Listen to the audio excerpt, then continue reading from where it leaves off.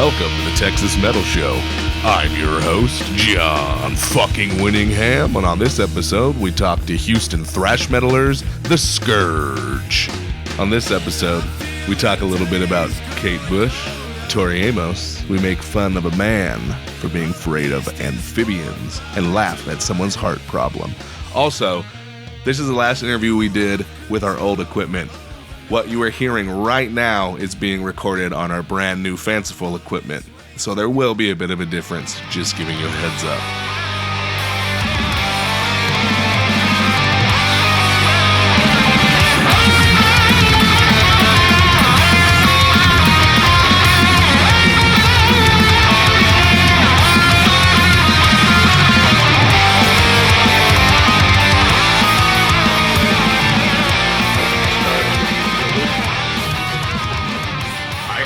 I got a good one with me.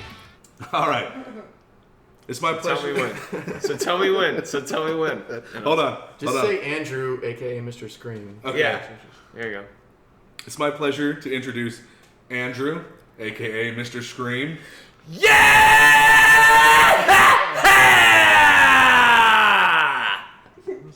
Alex. What's up, y'all? And Garrick. Hello. And they make up Houston Thrash metalers, the Scourge. So, I found out about the Scourge, I don't know if it was 2013 or 2014. Iced Earth came to town with Sabaton, and my older brother and my younger brother and I are big Iced Earth fans. We got into metal with Iced Earth and Blind Guardian, so we were like, fuck yeah, even though we're not sure if we like the new shit, we still go and see the show because it's enjoyable. And the Scourge gets on stage. I was like, okay, this is pretty cool. You guys are playing fucking thrash metal. And I was like, okay, I didn't expect it. And then you guys broke into Banished from Sanctuary by Blind Guardian. And we were like, holy fuck. And we just like sang along the whole time because we're huge Blind Guardian fans. And for us, we were like, okay, this is really cool. We're at an Iced Earth show. These guys are playing a Blind Guardian song. And this couldn't be any fucking awesome, and they were playing an older Blind Guardian song, a little bit more thrashy style when they kind of played a different style of metal than they do now. And I always wondered, did you guys purposely do that because you were opening for Iced Earth? Yes. Okay, so I just right on the money. And that's what we do. Yeah, we always do that. Yeah, you try to pick the covers to fit whoever's on the bill. Oh, that's even awesome. with the venue. Well, yeah, the venue. Certain venues. Yeah. And then if we play a cover that seems out of place for the venue, then that's on purpose too, because it's just like, oh, we're gonna play this place. Oh man, let's do some Celtic Frost. They'll hate that. So we're gonna introduce them to stuff they may not know. And then that's how I always post a set list, because if you hear a cover or you think maybe that's one of ours, and I'm like, no, it's not. Yeah, it's not. It's this band. You may have never heard of them. Well, guess what? Then you're gonna be an enlightened person, because now you're gonna know who Rage is. So yeah. So give me a brief history of the Scourge, Andrew. I know, I see you and Garrick at various shows, and we've talked a bunch of times about doing this show, and you guys are always really fucking busy. So I'm really glad. Thanks for being here. I'm glad you guys made time for us. We're real famous. Oh well, wow. I've got a new fashion line with Kanye coming out. And Kanye and the ex-singer from Gorgoroth were They're all you guys going to work together to make a record? It's a new kind of black metal. Oh. So tell me about the Scourge. How did the Scourge get together? What makes you want to do this particular brand of heavy metal? I'd been kind of really going back to thrash stuff at one point in my teens. I wrote more stuff along the Dream Theater Symphony X lines and stuff like that, and then when I don't know, I just kept getting back into thrash, kind of back to my roots. That's when I wrote most of the stuff that was on the EP. It took us a long time to find a drummer, to find this beautiful man, Alex. And then when we did, we finally were able to get gigging. But I mean, it took us about 4 years to find a drummer. Now, if you've listened to the show before, if you're a older listener and you've listened to Texas Metal Radio 1, we played these guys. We closed out Texas Metal Radio 1 with y'all because my buddy Rick, who is a big thrash guy, he doesn't really care for much other than thrash and power metal. He was like, you have to end it with those guys. He was like, these guys are fucking great. you got to end it on a really high note, like really like knock it out of the park. Yeah, he's a big fan. Every time I put metal on, he comes in the room and he's like, "Oh, this is fucking awesome," because he likes metal, but he likes a very specific style of metal, and if it doesn't fall into that category, he's like, I'm glad we can be the ones that appeal. Yeah, to definitely. Yeah. Definitely.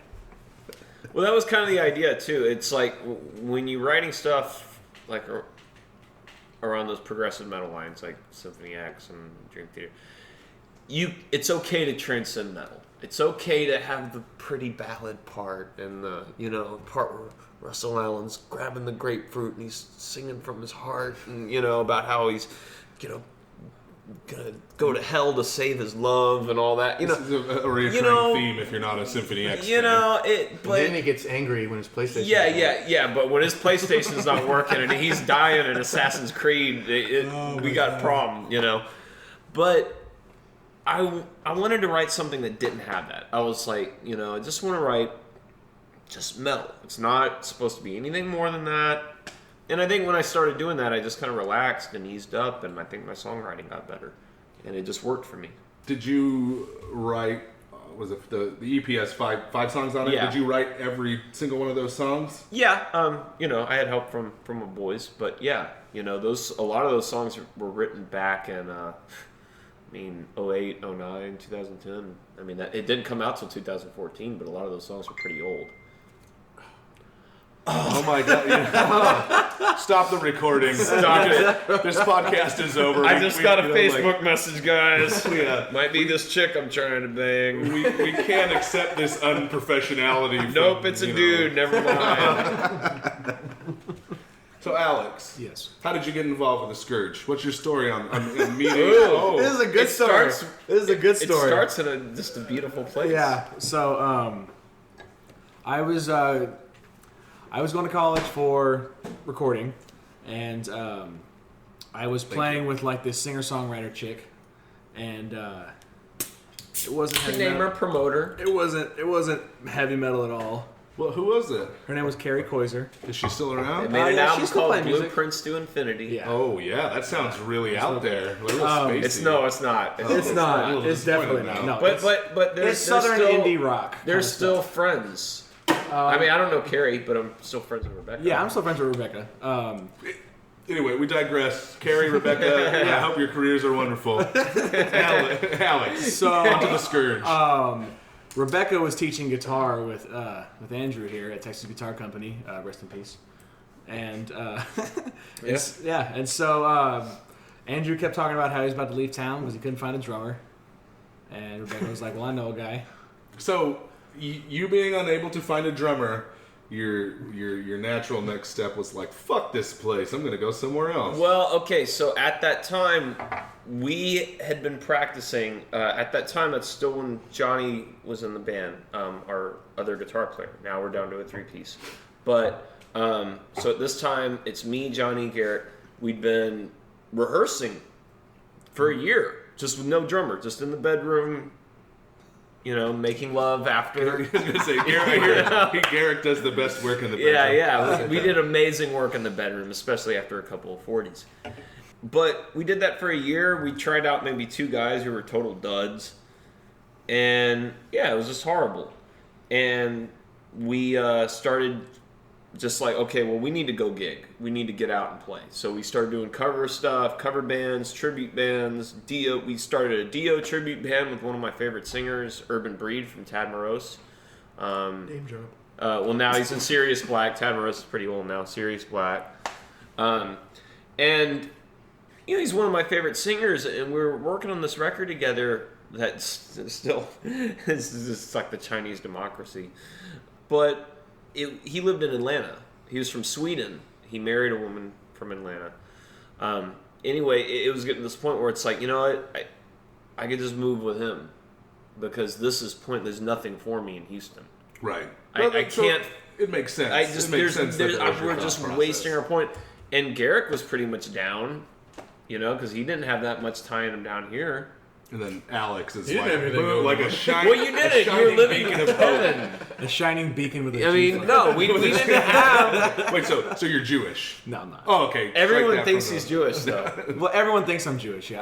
I mean, maybe my it's 'cause family is you're Jewish. Slovak, so there's probably some in there. I don't- Some I don't- Jew I in don't there. practice. I don't own a yarmulke or a dreidel. Like my middle name is Weiss, and that could be German. Wait, Jew. your middle name's like Vice, I like don't know. Miami Vice. Weiss. Yeah. Oh, It's German, so it's a W.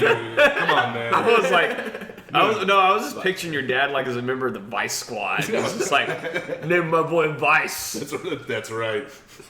John Vice. So Hey, that's a cool detective name. I'm gonna stop the podcasting business and become a journalist. And write stories about John Weiss. You know, every Dude. book I make, I'll be like, "This is to Andrew from the Scourge. Thank you for kindling my John love Weiss. of noir. Take no prisoners. Take no shit." Take no shit. So Alex, you meet Andrew. He just kind of talked to me. I think it was through email, and he emailed me like a couple of demos. And I remember I heard it was the last track, "Cradled in Extermination." That was one I kind of like learned the most, and I walked into the room, and unfortunately there was it wasn't there, so we were borrowing a room, but he had the Joey Jordison signature kit. Oh, well, Joey Jordison is one of those famous top drummers. When I think of quality drumming, it's Lars Ulrich and Joey Jordison. I mean, like, really, who could be better? Who could be better, right? Well, Lars used to kick it back in the day. Yeah, he did used to kick it, but But then he stopped kicking it. Back when they were writing Diamond Head records, or Yeah. after that. But yeah, so I walked in and they were like, "Well, we're trying out one more guy," and I don't think he showed up. So. No, that guy did not show up. He had school. What if that guy was like, what if that guy was like the most badass drummer? Well, you never don't even think about it like And that. 'cause all that's this just time, it's a dangerous path to go down. Nah. So So this is a big thing though, and it's the same reason we don't have a second guitar player, because when it comes to like auditioning a guy, that's always been what you do, in my opinion, is song's sings you the songs, you learn the song, So you learn it on your own, You had and an then you show up idea and you play of it. what Andrew and Garrick and this third dude who's no longer around wanted from you as a drummer when you I'll walked go into ahead and audition. go on record saying I have no idea what the fuck I was getting into. But I mean, even if whether I'm playing Murderous Pride or I'm playing shit from Blueprints to Infinity or whatever, I mean, I'm gonna learn it because that's what you're supposed to fucking do. You know, you get on, you play a show, you learn the shit, so you play the show. And so, I mean, it was good to get my metal legs back. Because, I mean, even when I was playing pop songs in, like, Galveston to, like, drunk frat boys, I still kept my double pedal on my drum set. And I would still play it. Just to upset the singer. And you're like, oh man, one day this will be used for something amazing. Yeah, so... So Garrick, as Andrew put it to me, I think we were at the Marty Friedman show. He was like, Garrick is the only bassist that I like out of every bassist that ever exists anywhere. It was something, I don't know if that's exactly what he said, but I got far from the truth. That's what I got. So how did you get involved with the Scourge? How did you meet Andrew and like, I assume when you two met... Unfortunately, yeah. Well, I assume when you met, there was this really weird point where your dicks fell out, and they got hard, and they slowly came together. And for the audience who can't see what I'm doing, because this is a podcast, I have both of my hands with my index fingers, and when you hit tips, the world fucking exploded. Because that's how Andrew makes it seem when he talks about you. Well, we had a moon landing. I thought you guys docked. You guys docked, right?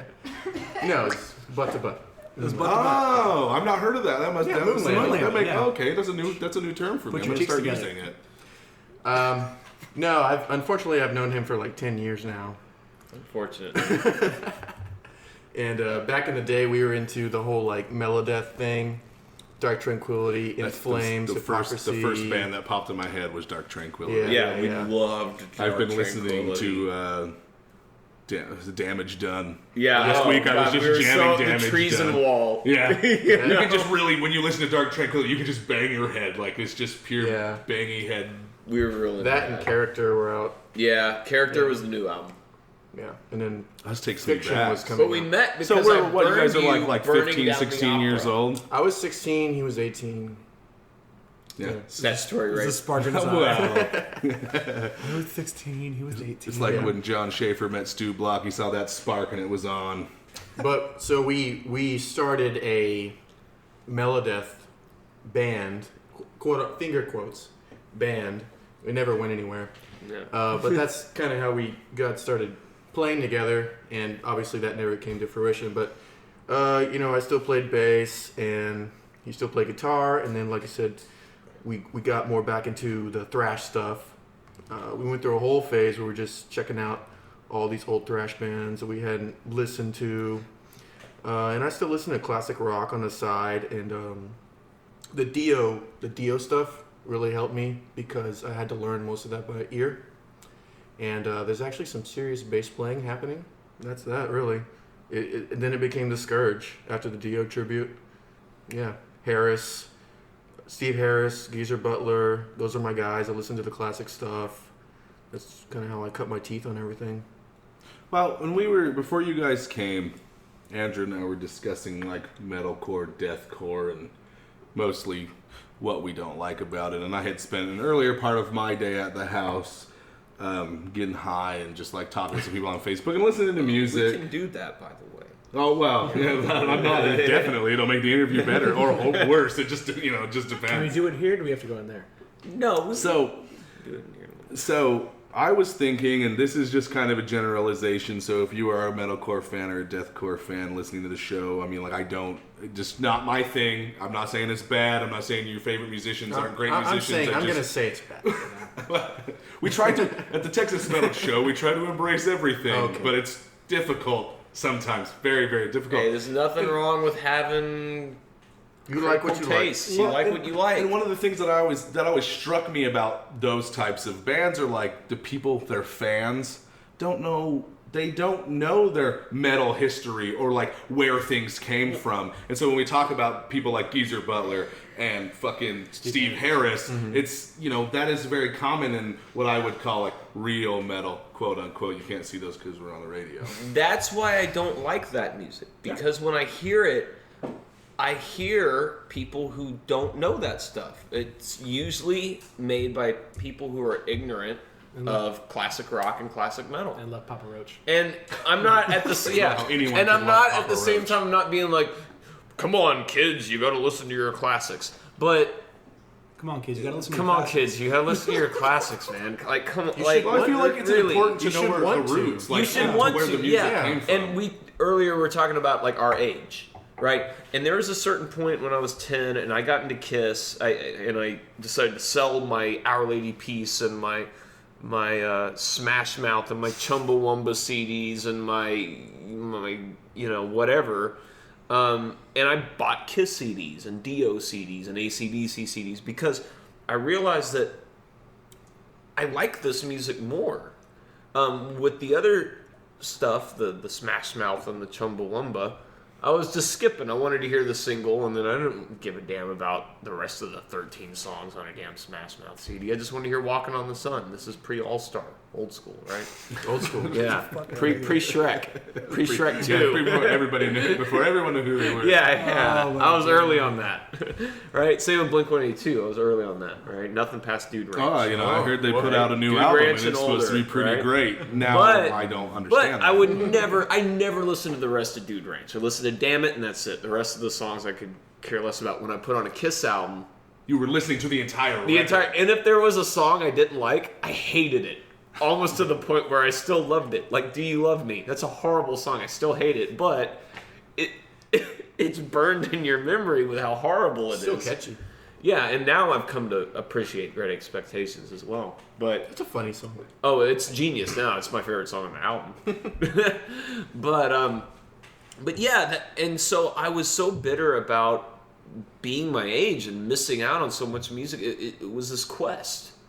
How much more if I missed Kiss, if I missed God of Thunder, what else was recorded before I was born, right?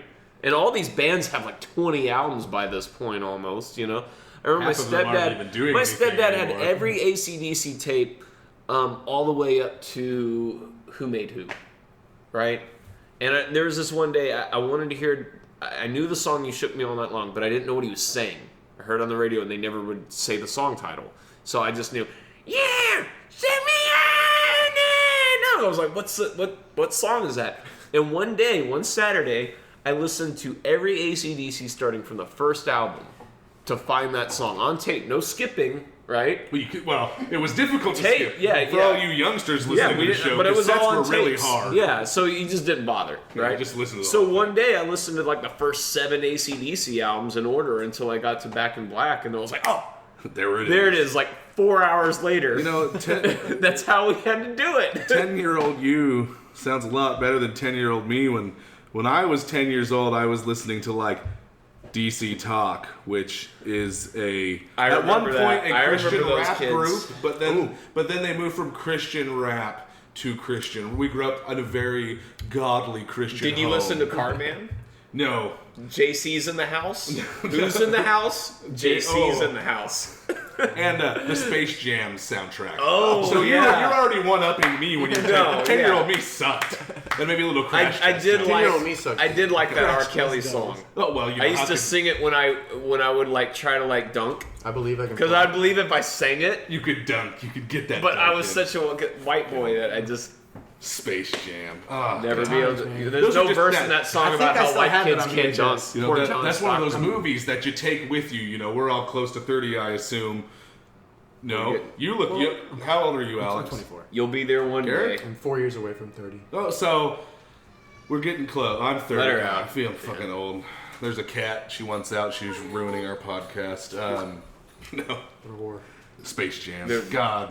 I don't know if you guys remember Lola Bunny from that movie. Oh, yeah. But, like, she's super hot for a cartoon character. I mean, Yeah. And for a bunny, yeah. Well, is it weird that I I didn't say can't. that? I Is can't that bang He has a bunnies. thing against I bunnies. can't bang bunnies. Oh, what's wrong with bunnies? I'm allergic to bunnies. Oh, that would be really awful. Yeah, I'd yeah. be like, See, this is I- enjoyable. I until need a start crutch sneezing. animal. You've got bunnies, he's got frogs. What do I have? Yeah, what's up? You know Sharks. what? I was going to introduce our first song. Sharks? But I really want to know, and I see this on Facebook a lot. What's up with the frogs, Derek? What is this weird phobia you have of frogs, and how did it It's come not about? really a It's not that uncommon. though. phobia. I'm just kind of uneasy around them. It's because they just kind of like make me jump, you know. It's because just be walking, minding my own business, and then it's like right in front of me. It's like when you in chess, it's like the knight. It's like that's what they do. You just right in bam, front of me. and you're like, Startles whoa. me. Did you have a Startles problem me. with the Budweiser frogs? Bud. I don't. Because they weren't cartoon frogs. They were They were real They were frogs. real frogs. You know what it is? Granddaddy I don't- frogs. And I don't like when they like inflate their bodies. If Yeah, you their guys glands, could see the I don't know what the fuck is the term for the motions going on with the arms. Well, it's and like the when a body frog language. breathes and you see it's like And they their chin. oh yeah. Now, could you tell me the difference between a frog and a toad? Toads are way uglier. You know what? If you look up in some sort of like encyclopedia about reptiles, like an encyclopedia of They're herpetology, amphibians. that's one of the things they say. Toads are number one. Toads are uglier than frogs. Yes, I'm surprised but they you knew are that. amphibians. I'm surprised Know you your knew enemy. that. Yeah, that's right. But they can be great friends. yeah, They read to each other. I love frogs. Frog and toad, man. We when I was a kid, they molded our lives. Yeah. Frog and I mean I had Frog all and the Toad. books. I read them to my 5-year-old. Yeah, I'm like, you yeah. have to read these books, man. Yeah, frog and toad, dude. I had those. You know what's funny? I have a little. Did you not frog like them guy though? Did they give on you our nightmares? patio. No, I said, You're like, Mom, I had a nightmare about what? Frog and I toad. said this before. Cartoon frogs are fine. Yeah. All right, let's wrangle it back in. Get a little bit more control on. We're gonna let's do talk- a concept album about it one day. Let's So talk a little bit more we'll have about the names. Scourge and less about Garrick's crippling fear of amphibians. It's not that bad. It's not that bad. They've seen me around them. They can just hang out in I thought you were frogs. referring to like the frogs. Like frogs have seen me hang out with them. No, you They've seen that I'm cool. That I can play it cool. When we go into the frog neighborhoods, I'm smooth. It's Yeah, good. I don't act like a fool. There's no sweat here. Frog hood. Oh my god. Best interview ever. Shut it down. We're done. Everyone's gonna love this shit.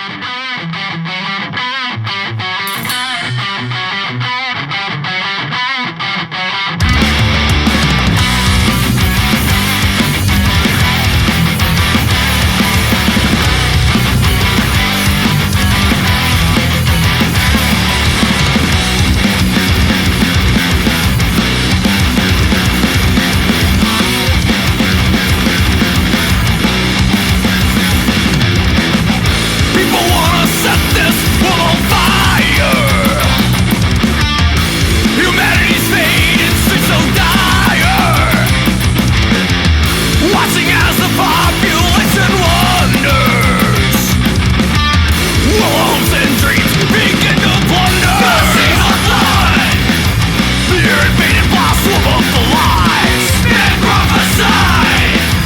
We're getting up to make us demise. And on this dome they talk, apocalyptic interrod. Prophets so dead up their cross every year another Holocaust. Cradling our children's heads, filling up their minds with dread. Damning progress, damning fates, we're all they hear. Exterminate, yeah.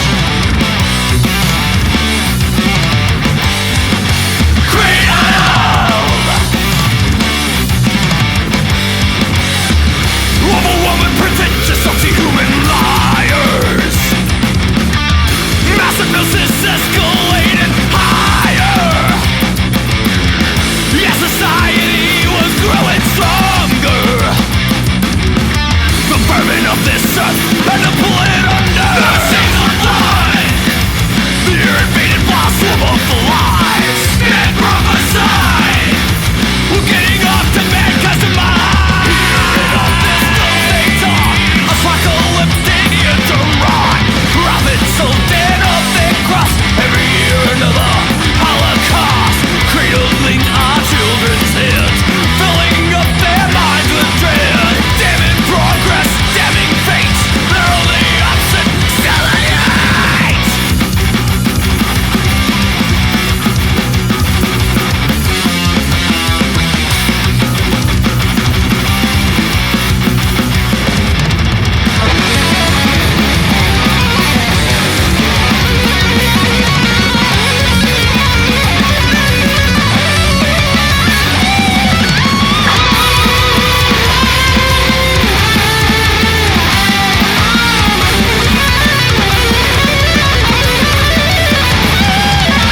Every missile's fired, waves of go higher, climate rising faster. Every day a new disaster, 2 minutes and counting, till I am finally laughing. Made the device society, the status of fashion.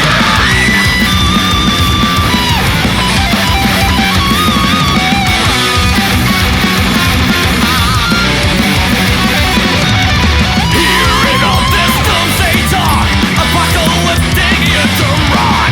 Prophets so dead off their cross every year another Holocaust. Cradling our children's heads, filling up their minds with dread. Raise the talk, desolation, cradled and extermination.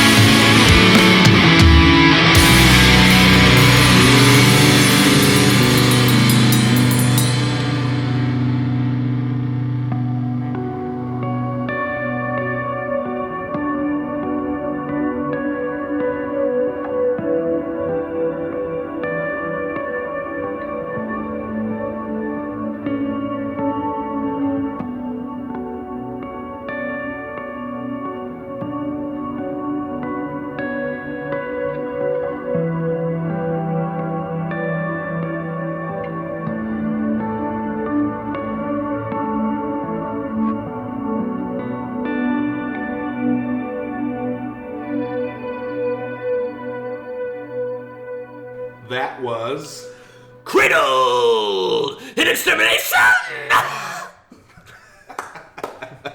That's how you would have done it. best introduction to a song by any band we've had on the show. What can you tell me about this song? What was the inspiration for this song? He wrote the whole song while he was in a cradle. This song was actually written for the band I was in previously. It's a love song. The Scourge. It was written for a band called Dark Empire. Didn't end up getting used. It wasn't good enough, apparently. For the other band members? Or for the producer. So anyway, yeah, but it was still when I was writing on the 7th string. Actually, it's the first song I wrote on the 7th string, and technically you could say that's the oldest Scourge song. That's I was 19 when I wrote Cradle and Exterminate. I'm 28 now. So almost 10 years. Yeah. So when I Bush was still president when I wrote Cradle and I Exterminate. thought he was going to talk about the band. Not Bush. not Bush Senior. I was listening to a lot of Glycerine back then. And My it was mom a really had big influence on me. My mom was still listening to Bush. My mom loved Bush. No, actually, no, she wasn't listening, but my mom did love Bush. My mom Yeah. loved Bush too. I get it. I get where we're going. I get where we're going. So when I listen to this song, and I hope this isn't like degrading in any sort of way, but I immediately thought of Megadeth when I heard this song. I was like, okay, this is the best sounds like part. a fucking Megadeth This is song. the best part of you saying that. So when I wrote that song, that's when I started getting really back into Megadeth. Like really back into Megadeth, okay? So I wrote the chorus, right? I wrote that get it, all right, that. And originally it was a joke because I have this like I play that chord progression, right? You know, you like and my joke, you know, Megadeth song is always like aliens and the government, the democracy, and the pillar, and the leader, corruption, it's like that's every Megadeth song. It's like the government, corrupted leaders, and the nuclear, and the Holocaust. You know, it's just general, like, okay, yeah, things don't always work out politically. So and there's some aliens, maybe. You were specifically Yeah, drawing but on of course, that I influence. can't use those lyrics. Obviously. So I had to make other Dave lyrics. Mustaine will be like, I'm going to sue you. you know, Hellstar's on Elfson's label, and there is this part of me, it's like, I don't know if I want him to hear certain parts of the Scourge album. Because he's going to be like, wait a minute, We're like, hold on. hey Dave, Let me make a you phone don't call listen to real this quick. riff. Like, what the fuck, man? Come on. Get these guys Hey. in here. God Hey. damn it. So, Garrick, when you're not working on music, which seems both for the people listening who aren't familiar, Andrew and Garrick both play in another band called Hellstar, and that's been taking up a lot of y'all's time recently. A lot of y'all's time because you just got done making a new album, yada yada. Hellstar. Maybe we'll have Hellstar on the show. We'll push Hellstar off for right now. We'll talk about it a little bit later. When you're not playing with a Scourge and you're not playing with a Hellstar, when you're just like a regular day, what do you do? Like, what's your regular day like when you're not focusing on music, when you're not playing at a live show? Or Pretty boring. He masturbates. Sometimes. we all masturbate sometimes, even Elizabeth. 8 to 4 factory job. Masturbating? A factory In a job, factory. huh? It's a sweatshop. Well, Oh, yeah, do you ever sweat it out. have problems with chafing? Like you're just like, oh, I can't do it today because the head of my dick just hurts because all of the furious. Oh no, That- we have that everything happens we to me. need there. Masturbation and humidity is can be rough. It hurts, Yeah. you know. You can't stop. But then the next few days. Yeah, it's rough. I'm only gonna jack off about 3 more times tonight. So. Wow. Dude. Anyways, 8 to 4 factory. Yeah, I mean, I'm just a normal guy, man. So like most of the rest of us, we're just normal people. He's like Bruce Springsteen, following a passion. born in Yeah. the USA. What about you, Alex? When you're not fucking playing drums, what are you doing? Yeah, Playing you- vibraphone. No, I'm just kidding. I just kind of work a lot, you know. What do you do? I work at HTC. I work for the audio department. Oh yeah, and you own a Ferris wheel, or was that a joke? I do own a Ferris wheel. Wasn't 100% sure on that one. I mean, I don't have it under like an I own a Ferris wheel. It's just sort of like an enterprise. Yeah, he cheats on his It's an taxes. enterprise. It's Stumpy Enterprises. and is there I own various odd things. is there a story behind Stumpy Enterprises? No, these guys are assholes. And So wait, did you His have name is Stumpy. they filled out the paperwork and then they were like Stumpy Enterprises, or That's his nickname that he adores, Stumpy. and how did I've you learned to embrace it. Stumpy. and how did you come across this wonderful Well, here, nickname? you guys are okay. So I was having some very minor, like heart issues. That's where it came from. That's And so you guys horrible. started calling me Stumpy because, like, I couldn't really, it was, It wasn't that bad. Like, I'm not trying to like. I know it sounds so bad though You guys are jerks. I know. We're horrible Christ. people. It's pretty bad now that I think about it. Yeah. He had to stop the song because his heart was acting up. Yeah. So you were having issues playing drums because your heart was all fucking off. It was a one-off. I mean, it's never happened before, and since that has happened, Yeah, it's but never maybe happened that's again. how you doing with that now? Yeah, it's Okay, cool. Nothing. Yeah, it's never happened again. Right, you're still stumpy. And how many That's years ago? fine. How long has this been? How long ago That was was this? like what, like a year ago, year and a half ago. I think it was longer than Dude, that. it was around crazy time. And how long, Alex? How long have you been playing with the Scourge then? Since 2002. Oh, sorry, 2012. 2012. Okay. 2012. Sorry. When he was 10. I knew it began. Yeah, since he was 10. Yeah.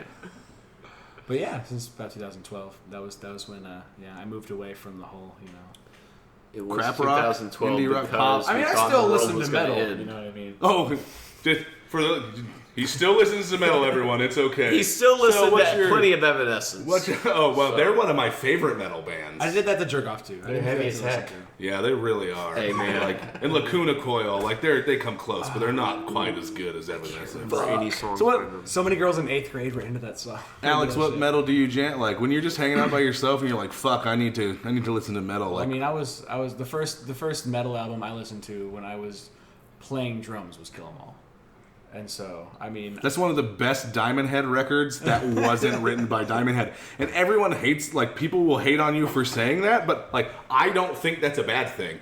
Because clearly these guys were listening to a fuck ton of Diamond Head and said, hey, man, we're going to make a record. They were listening to tons of badass Yeah, stuff. right. And that just, it's a good record because it's a fucking Diamond Head record done by Metallica. That was and one of the first shows I played was at old Super Happy Funland. And we not only did we do Seek and Destroy, we did Motor Breath, and we did Sweating Bullets.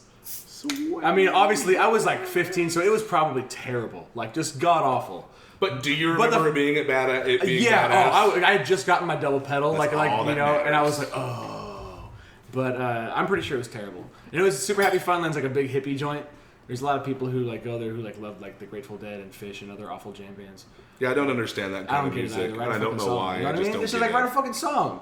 It's like you're gonna be all like, look at my chops. At least have some fucking chops. But either way. Fish has some good songs, but I think it's kind of a drop in the bucket because they have a lot of songs. Yeah, So. yeah. But they have You're bound to write a some couple. enjoyable But no, Grateful Dead, they fucking suck. So Metallica Kill 'Em All was like your introductory metal record. Yeah. And then When's the last time you sat down and listened to that album front to back, like all the way? front to back, it may be a little bit, but I listen to it regularly, and by regular I mean at least like once a week. That's awesome. I just have a bunch of stuff that I kind of have on shuffle, and it I goes everywhere. I haven't listened to the first metal album I listened to and like all the way through in quite a long time. And that would be? That was the first Demons and Wizards album. Whoa, that's wow. Yeah, I was playing. Fiddler I on the was Green, like, is that the- Yeah. I was about 14, 15 Blood on years the old, Ice. and I was playing. That's actually That's from Night of the Opera. Yeah, I but was there's playing an Ice EverQuest, song. and then I listened to Iced Earth's Horror Show, which was my second album. And then They're researching. a good gateway band. Yeah, they really are. And for any Iced Earth fans out there, Matthew Barlow is a great lead singer, but like John Greeley kicks ass. If we're going to talk about Iced Earth, John Greeley is probably the most underrated Iced Earth singer, in my personal opinion. People don't even remember the first two. Which is silly. Because Night of the Storm Rider, and then what's the first Iced Earth album called? It's Enter the just Realm? self-titled. Oh, I think Enter the Realm was the demo.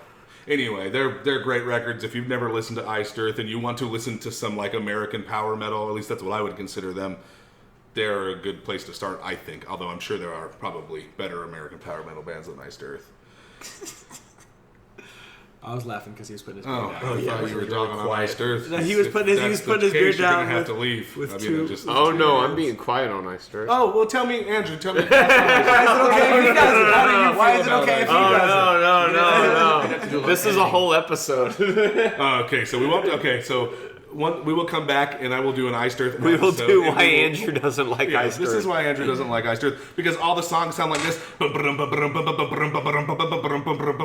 that every was fucking Michelle. Okay, Iced I'll Earth show you song. right now. Right now, do that riff. Oh. Demons in the night they gather. Demons haunt me forever and ever, but I will love you forever. I will go through hell to love you, yeah! That's, Dude, if you've never listened that's to why Ice Dirt, Ice Dirt sucks. Because I can write an Ice Dirt that John Shaver's like, hey, I don't have any ideas for an Ice Dirt that manager. I'll be like, here, have my leftovers. So, yeah, Oh, this is badass, dude. I think this is what happens when, like, and I could be wrong, and if I am wrong, please email me and tell me. Like, John Schaefer, as far as I know, and it was kind of a self-taught guitar player. I don't think he had a lot Chuck of, like, Schuldiner. He's not. Well, you don't do that to me. Don't name drop like that, because we were actually talking about whether death or not was really death metal earlier on Facebook. Sort of. First few albums are definitely. And that kind of goes in the conversation of when you play in a metal band and you go, hey, I'm Garrick from Buttfuckers United, and we are... That's a great band name. Yeah, we are, the purveyors of buttfuck death metal, according to everyone else, but I don't see it. Because that's what Chuck said. He was like, I can't take credit for death metal, like, I don't really consider Death a death metal band, and we just play regular metal. I could see where he wouldn't.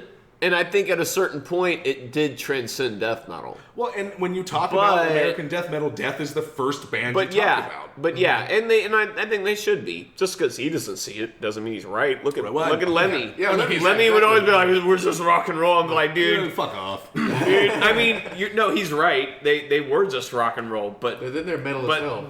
The attitude and the lyrics and the. And the aggression of it. Yeah, dude. So, this is what I'm most interested in. And for all the listeners out there, these are dudes that I see out. The Texas Metal Show goes to a lot of shows. We do the best that we can because we're trying to push our name out there, and I want to learn about new bands. And, like, I see you guys at shows, and this is what I'm most interested in because you and I have talked, I'm talking to Andrew, several times about various different styles of music, and you are when it comes to your musical opinion, you are a forceful motherfucker, which is great because I can be the very same way. So, if you're willing to admit, what would you say is your, like, biggest guilty pleasure music? Oh, I already know this one. Alex knows. Does Garrick? Well, but I don't think I had. I mean, I know a few of them. Yeah, but I don't call them guilty pleasures. I openly admit that you love them. Yeah, like you say why. You can say why you like them. Yeah, I can always say why I like them. Throw it out there. But okay, the biggest one. I wouldn't say guilty pleasure, but I think the biggest surprise would be Kate Bush. Kate Bush. I fucking love Kate Bush. Yeah, if Kate Bush is like, Andrew, why don't you make love to my mittens for a while? I'd be like, yes, ma'am. Yes, ma'am. What kind of music does she play? Kate Bush is like female Peter Gabriel. Okay. That makes sense. That's exactly what Kate Bush is, right? Or like David Bowie, you can even think, right? In England, she's like bigger than Madonna.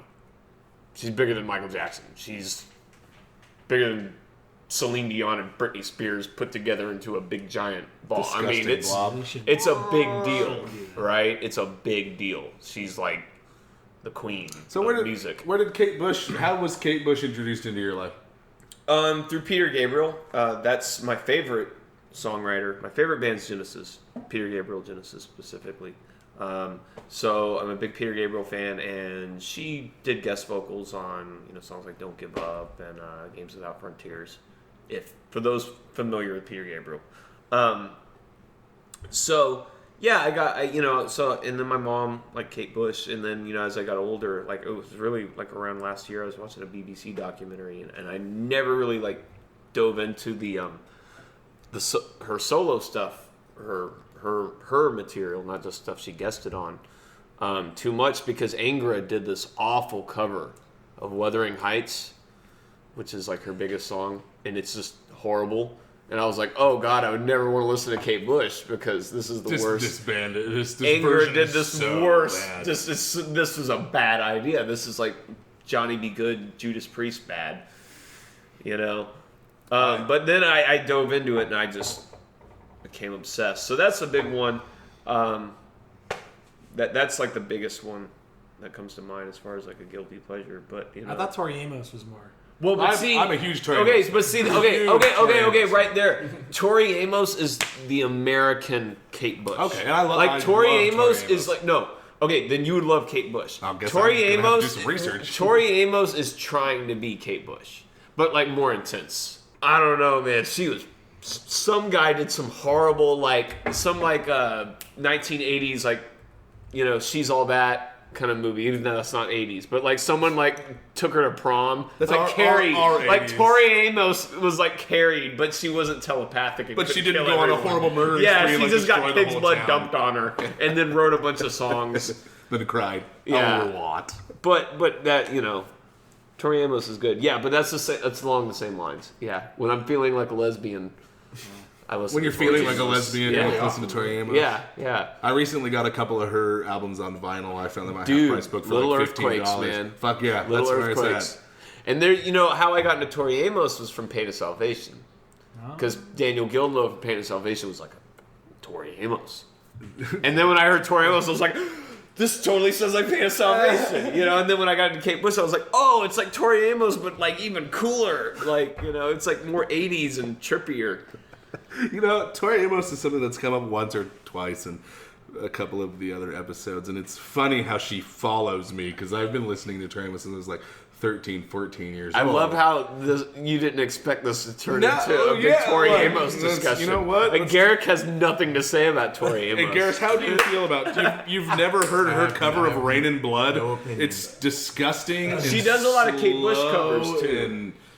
Or she covered that Eminem song about murdering his wife. That was pretty Yeah. good too. Okay, Well, I'm cleaning out my closet. Was it that one? I remember that. I'm cleaning That was out a my dirty one. closet. Oh yeah. Every time I clean my closet, I have to that's- sing that. Like, that's I'm off like, the that's off the I'm Eminem- cleaning that's off out the- my that's off the closet, but I'm Eminem- all that's- white when I sound. I'm cleaning out my closet. Well, Eminem's real white. But that's off Yeah, the but Eminem me- show, which I'm would be a whiter guilty than Eminem. pleasure of mine, Eminem. Alex, I was guilty gonna say, pleasure music, A man. lot of hip hop. A lot of hip hop. But that's Do you not good. Like Danger that's your Mouse? main thing. Like Dionne That's Ford? like your main bag. No. You know more about hip hop than you know about anything else. Childish Gambino. No, he's no. Oh, My little sister. Oh, my but- little sister loves fucking him. Camp is such He a got good to bang a album. Bella Anderson, that motherfucker. Yeah, that's why. Also, why I hate. Fuck But him. no, it's. I feel like that's like he's like the Weird Al of serious rap. Donald The Weird Glover, Al- if you're listening to this, you suck. You've I heard like- it here his first. Donald comedy's Glover great. sucks. Hey, His- I- his comedy is I great. like what Kendrick Lamar does for the African Yeah, Kendrick American Lamar is probably the community. best thing in hip hop right now. So you're big. I'm not a big. You but I guilty recognize. guilty pleasures hip hop, even though it might not even be a guilty pleasure, because that's kind of a bullshit term. Or because it makes you feel these bad guys for enjoying don't support something. me on it, but I mean, you know, when I was first starting to play drums, the Green Day was huge. Yeah, Yeah. Yeah, fuck you. dude, it's the best rhythm section in like pop punk. What do you It guys is. have against pop punk? Nuh-uh, bro. It is. Yeah, because it's fucking lame, dude. Like, Okay, Yeah, that's fine. It's so I get lame. it. I get it. It's Yeah. so Gary. lame. Yeah, I know it's lame. Green Day's lame. We've established that. Yeah. But we've all been listening to Green Day most of our lives because they've been around and in the mainstream. Not So we're all- listening to them actively, but they've been around. You're right. You're right. Not They're actively, but 50-year-old we. guys who write songs for Yeah. 13-year-old boys. And I'm not saying that I That's listen to really their new weird. stuff. That's you know? that's now. Granted, Alex I looks think really uncomfortable us right now. You being, guys can't see me it. though. being a 28-year-old guy who writes songs for 18-year-old boys isn't nearly. You as like bad. 18-year-old boys? Well, it's metal's you Just know, boys. it's a young man's game. Well, it's like That's why when I'm 40, I'm not gonna be fucking playing this shit. I'm gonna be fucking.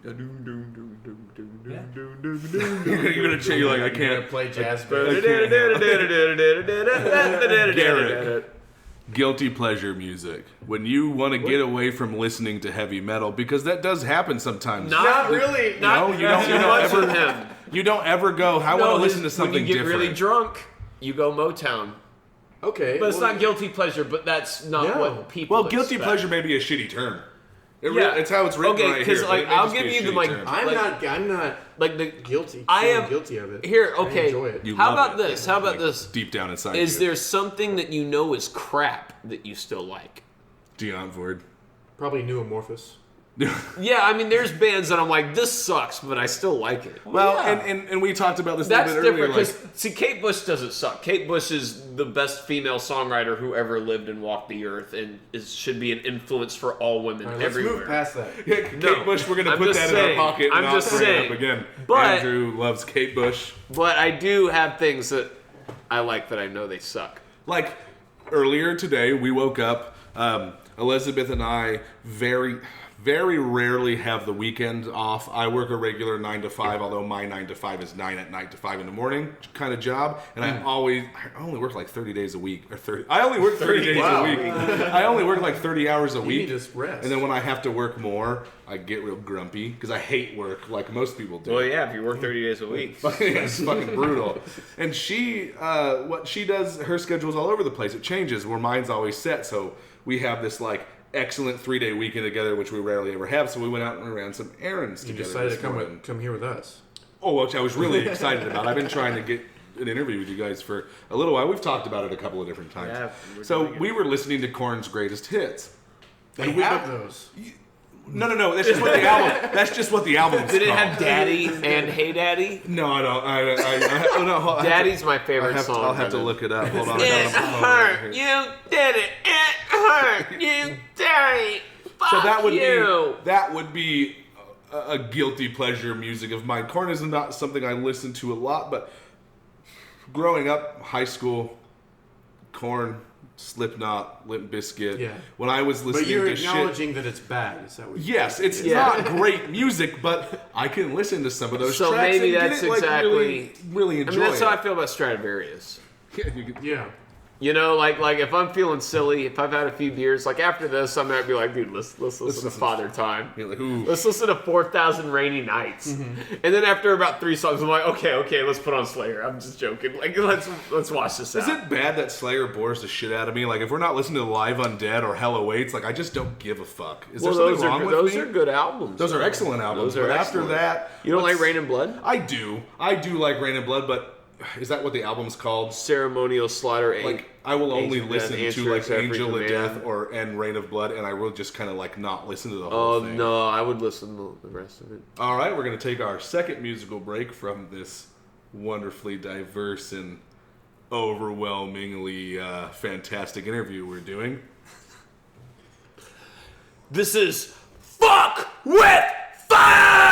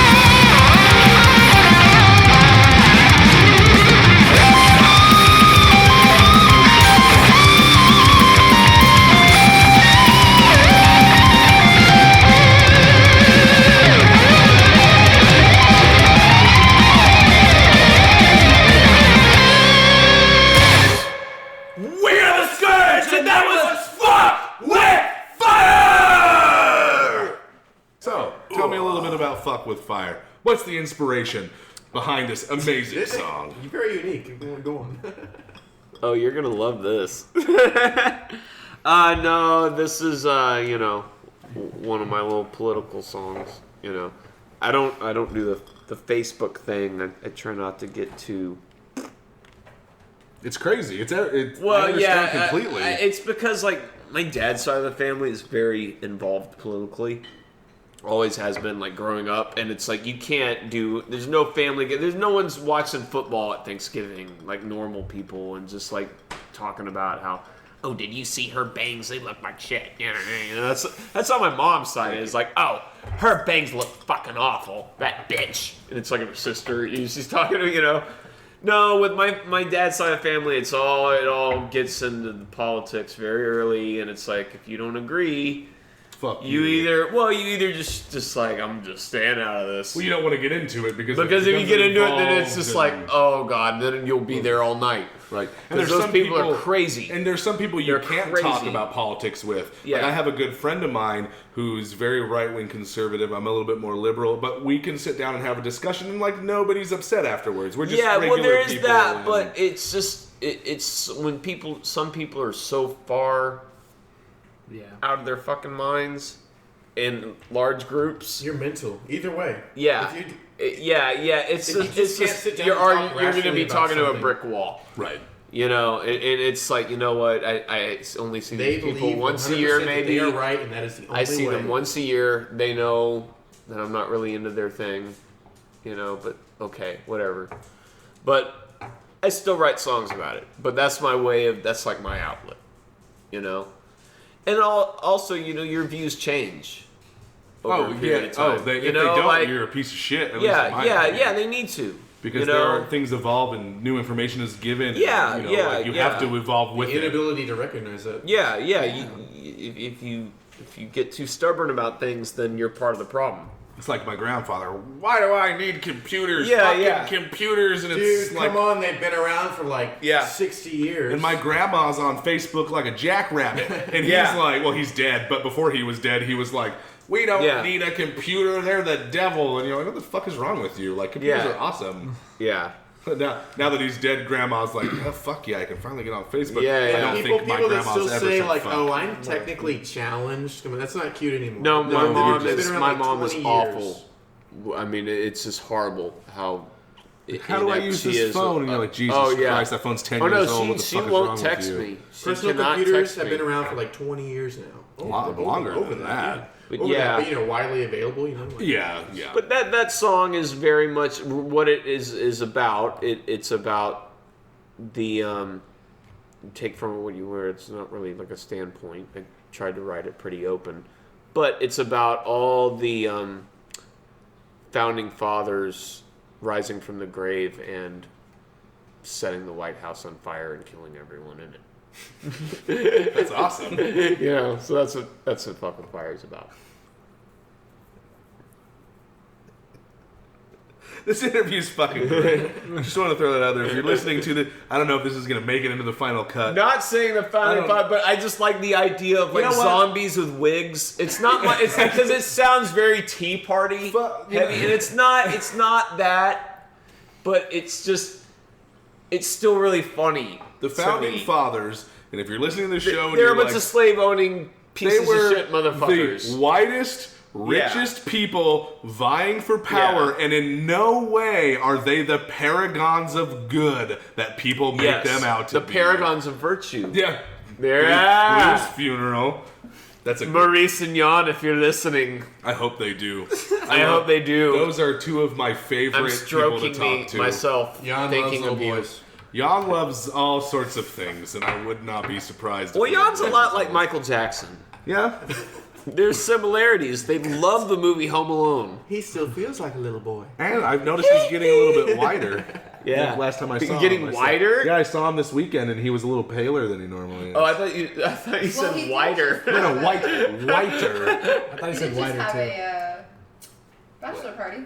No, that was Maurice. Maurice just had a bachelor party. I do believe. Jan was there. Jan's married, though. Yeah, and Jan is a happily married man to a woman. Yeah, and I heard their party was fucking crazy. Oh, I bet. Shh, I can't talk about that. I don't want people to listen and get upset. Oh boy. So, what was... I heard some...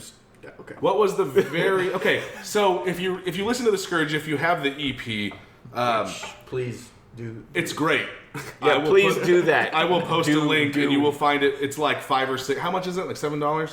No, it's $5. $5. Best $5 you'll spend a day, unless you're getting a Hey, blowjob. the next show is free, so you come there, you pay Well, $5. hold on. Come I cannot guarantee that this will air before that show happens.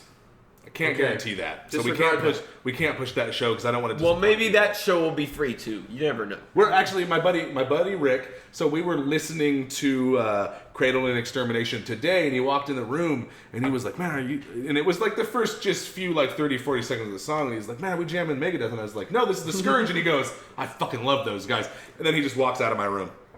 It was real weird because I thought maybe he was going to go a little bit more in depth with that because he's been really excited for this interview because he likes thrash metal. That's a good thing So- to like. At one point, the Scourge was a 4-piece. If you listen to the EP, there's obviously another person playing guitar. Yeah. But if you see the Scourge now, there's only 3 of you. Yeah. How do you compensate as a guitar player and the fucking vocalist for the lack of a second guitar player in your live shows? What do you do? It's actually very different.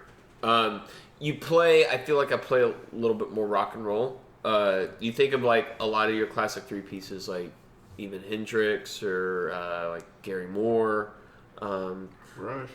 Rush, yeah. Well, Rush is different because he's not sing. Alex doesn't sing, so it's a little different. But you fill the space differently, as opposed to just playing the riff the same way every time. You do the harmonies for it. You maybe try to pop in a little fill, a little solo fill. It's you have to give the appearance of playing looser to fill up the space, instead of playing like rigid guitar lines, which are always in sync with another guitar player, and that's how they become powerful there. But when you don't have that other guitar player, if you play too rigid, it doesn't move around. You already have a rhythmic instrument that is playing something straightforward, a bass line that, is counterintuitive to my guitar part. So, like I said, adding in different voicings of chords, different harmonies, and maybe a little solo fill here and there, that brings it out a lot more. And you feel like you don't need to add a second guitar player to continue doing what you're doing, or is that something you may have discussed? You know what? But a lot of my favorite bands, auditioning? like a lot of my favorite bands, Rage, they went back and forth between being a 3-piece and a 4-piece. It's not like we're gonna be like Rush forever. Motorhead went back and forth. Sodom's always been... Sodom's gone back and forth. Yeah, that's true. Yeah. Venom too. Yeah. Destruction. Mm-hmm. And Destruction was really my main... Like, we hung out with them one night, and we were talking about, I was talking to the guitar player. I'm like, we might have to be a 3-piece for a little while. And he was just like, we went through the same thing. And we didn't think we'd be able to play those songs from Release from Agony or whatever with 3. But they did. Well, you guys do a great job. I think the last time we saw you play... Oh, fuck. It was at Scout Bar. I know Bill that Bates much. Memorial. Yes, thank you. It was. I didn't know if it was Marty Friedman. Did you guys open for Marty? No. It was Blue You Suit. You just happened to be there. We were there. getting drunk. That was one of the best shows I've ever seen. That was a great show. That was one of the best shows I've ever But yeah, seen. the Bill Bates Memorial Show. Yeah. You guys fucking killed it. We So were you 3 with then. for just being 3 dudes and playing this thrash is really fun. Good. So it's obviously working for you guys. I don't mean to toot my own horn, but I mean, a lot of it is the bass. No, but it totally is. And that is the other thing I like about the 3-piece is that the bass plays more of an equal role to the guitars. And Garrick's a good enough bass player where that actually works for us in the same way it works for Rush or the same way it works for Cream. Because you hate bass players, and Garrick is the only bass player you love. Pretty working much, yeah. what he said, bass man. playing's been dead in metal for a very long time. Well, you can just mix it out. Who cares, right? Yeah, just I mix mean, the bass out of the really final is. mix. It doesn't. And It who just fucking doesn't cares? matter. I mean, like you take the bands, name all the biggest metal bands right now. Yeah. Amon Amarth, Arch Enemy, all the big Nuclear Blast, Century Media, heavy hitters, right? Dude, but you can even do this with Can you name the popular bass rock bands, player? too. Nope. No. No, I cannot. And it's not the same thing, though. People want to say, well, it's the same thing with Ian Hill and Judas Priest. No. Ian Hill changed his style of bass to suit the songs. Instead of being like, oh, I'm going to do all these fills and play with my fingers and da-da-da. No, man, I think the songs would be heavier if I just do-do-do-do-do-do-do-do. No bass player did that before him. Bass players back then were always, you listen to the James Gang and crap like that, that bass is do-do-do-do-do. That's doing more than the guitar. Well, in Kiss songs, the bass does more than the guitar. Typically. Iron Maiden. Yeah. Iron Maiden, Harris, yeah. that guy's fucking and that's bass because lines he's are writing so much of it. Right. But yeah. But you're right. some He has hard an ass shit to aggressive play style. from what I understand. I Yeah. am not a musician. It's I do not not easy. play No, bass. no, he's I a hear great, some he's of a his great bass player. lines Yeah. are fucking difficult But Geezer to learn. Butler, I mean, 70s rock bands. Who did Geezer Butler play for? Black Sabbath. I'm just joking. You might have heard of him. You might have heard of him. Black who? Black, yeah. I don't Black know. Cabbage. Yeah, they're the best. They have that song, Nativity in the Garden. That was a bad joke. I'm sorry, guys. That could have been better. I apologize to my fans, if there are any. If you're listening to this show, I am sorry. Keep it going, them. All right. So now that we have what I Now would that he's gone. now what I would consider That guy sucks, right? the most dominant member of the Scourge. I mean, dude, that guy's intense. We were talking before you guys got here, and Andrew's one intense motherfucker. Yeah. How do you guys keep up with that? Dude, this guy's energy is high speed. We have been sitting at this table talking about music for like 45 minutes before you guys even showed up. Yeah. We even fucking recorded some of it. I don't know if it'll make it on the episode. But, like, when you guys write songs, are you currently writing new shit for the Scourge? Yeah. And is that a process you guys do together? Usually it's He's- kind of Andrew kind of gets. He's gets that intense. Okay. That doesn't surprise me. If you know Andrew, you've met Andrew, and you've had a conversation with him, that doesn't surprise me that he would take the fucking bull by the horns and go, guys, this is what I want to do. This is the idea that I have. He's a musical savant. He's He's like definitely Rain Man, okay? He's like Metal Rain Man. so kind of mildly retarded, but really good at what he does. When he listens to music and when he comes up with a song, he has a whole vision pretty much panned out. Yeah. What everyone's doing. Sometimes he gets stuck. That's kind of where I come in. Because sometimes, I'll come up with a transition riff, give him, kind of steer him back in the right direction. But for the majority, yeah, he's doing a lot. He's doing most of this. There's a really good Garrick riff in Crossing the Wall. When you guys write a Scourge song, and correct me if I'm wrong, because I'm just speculating. Andrew comes to you and he says, "Okay, Garrick, man, I have this riff I want you to play, and it sounds like this, whatever it may be." I'll do it. And you do it. When you go, and the only example I have of this is like, a lot of people don't know this about Pantera, but a lot of popular Pantera songs, the guitar riffs were written by Phil and given to Dimebag, and Dimebag would play them completely differently. When he got that riff down, it would sound different than what Phil and Sama wanted to do, because for people who don't know, Phil is a musician and he can play several different instruments. He's not just a vocalist. So when Andrew...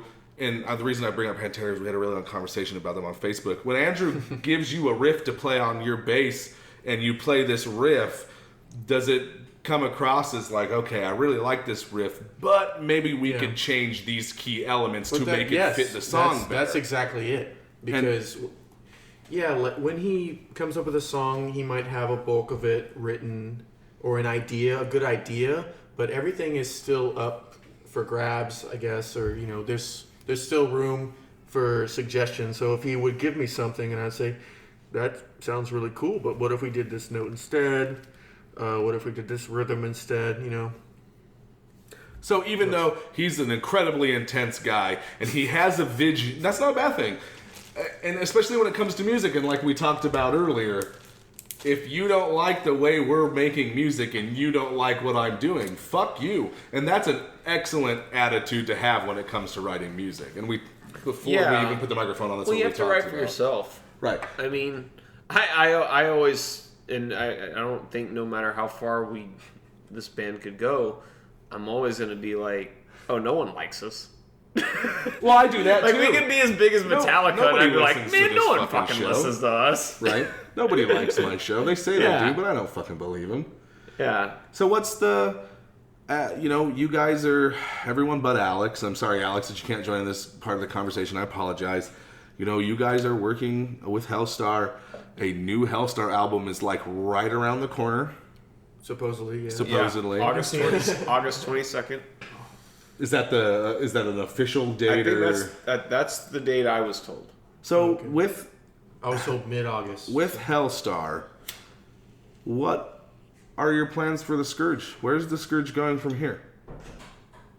Well, so the situation now is with a lot of bands is money. And I mean, we can do the GoFundMe thing, but like we were just saying, we're just still pretty local. Yeah, I mean, we play outside of Houston, but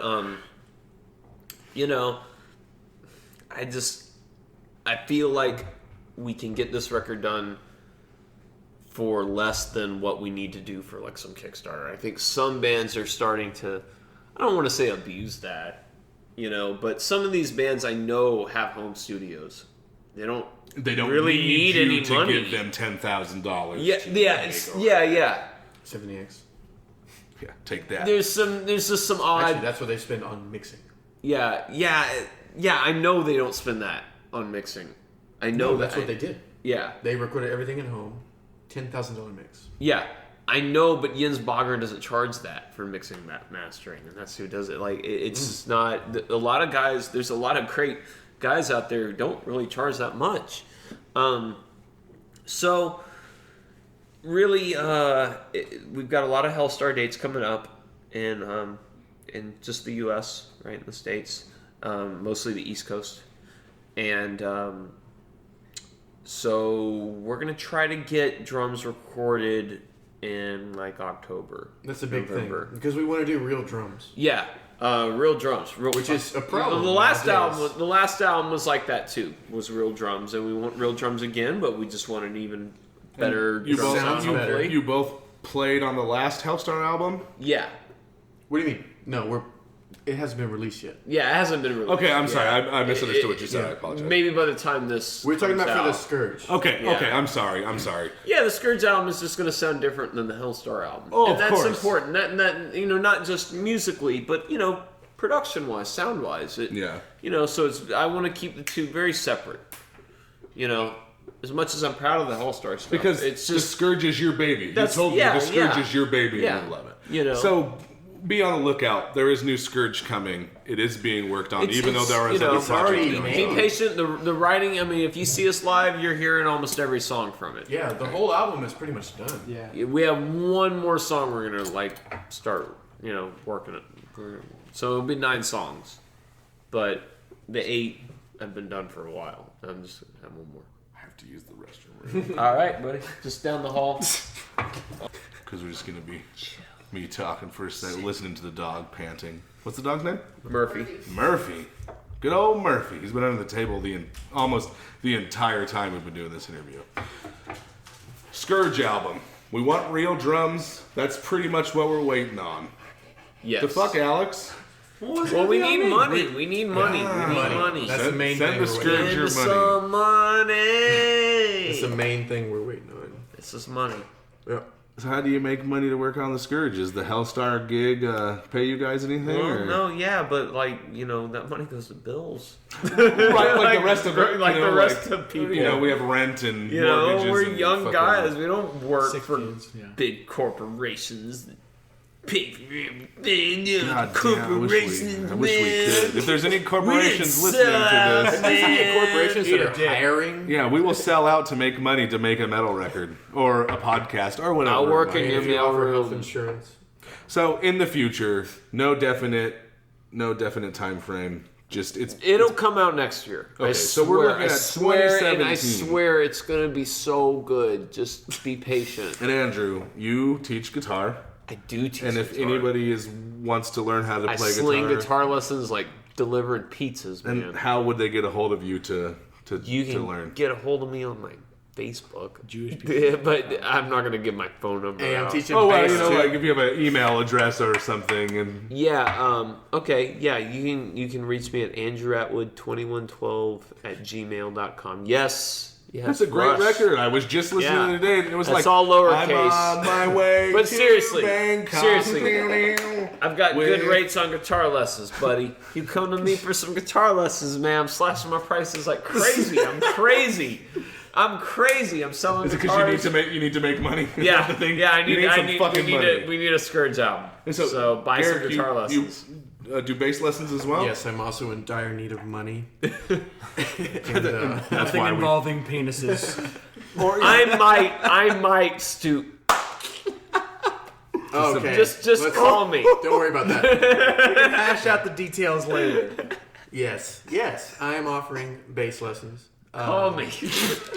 And if you haven't had a chance to see Garrick play live, like if you're looking to learn to play metal bass, because Or Red that's Hot what Chili you Peppers. do. Well, we don't talk a lot about California. Well, I can slap at a bass a little bit if they want Just to learn that. a little bit.